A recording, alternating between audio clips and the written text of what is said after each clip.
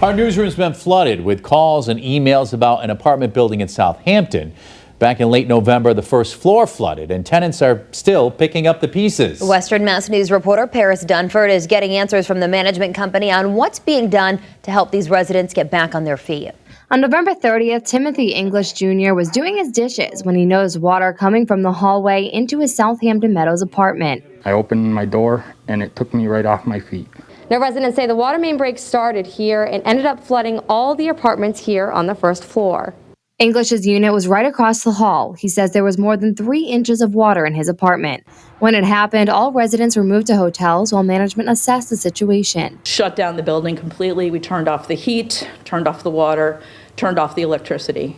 At that point, staff immediately started working on finding housing. However, first floor tenants finally moved back in on Monday, and they say when they got there, it was very cold in their apartments. I woke myself up with my teeth chattering. Faith Williams works for Wayfinders, the organization that manages the building. She tells Western Mass News there was a problem with the heat and that it was fixed by contractors in a matter of days.